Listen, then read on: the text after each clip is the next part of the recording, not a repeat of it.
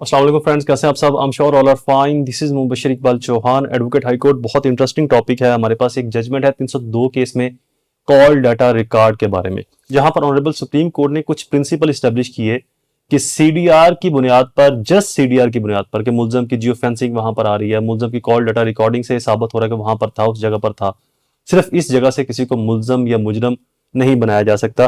Call data record की मौजूदगी के बावजूद मुलजम के खिलाफ ठोस सबूत होने चाहिए जिससे आप उसकी बेल खारिज करवा सकें या उसको ट्रायल में या आगे फर्दर सजा दिलवा सके। प्रोपोजिशन आपको बता दूं, फिर साइटेशन भी बताता हूं।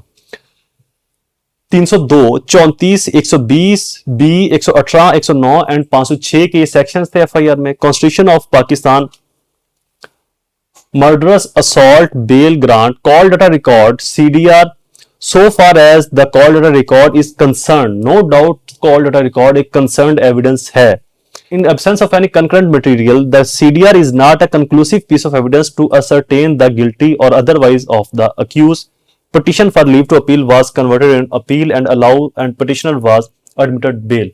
सीडीआर नो डाउट एक रेलिवेंट एविडेंस जरूर है, बट जस्ट सीडीआर के ऊपर, कॉल डाटा रिकॉर्ड पर या जियो फेंसिंग पर रिलाय करते हुए किसी शख्स को 100% मुजरम या मुलजम नहीं माना जा सकता। और इस सिर्फ अगर सीडीआर मौजूद है तो मुलजम को बेल दे दी जाएगी। उस अगर सीडीआर, सिर्फ सीडीआर मौजूद है और कोई एविडेंस मौजूद नहीं, तो मुलजम को बेल ग्रांट कर दी जाएगी। 2024 एससीएमआर पेज नंबर 205, 2024 एससीएमआर 205 पेज नंबर है, जहां पर इस प्रिंसिपल को इस्टेब्लिश किया गया। Video is complete. दोबारा हाजिर होगा किसी और इन्फॉर्मेटिव वीडियो के साथ। तब तक मुझे अपनी दुआओं में जरूर याद रखें। अल्लाह ताला आप सबका हामी नासिर हो। वस्सलाम।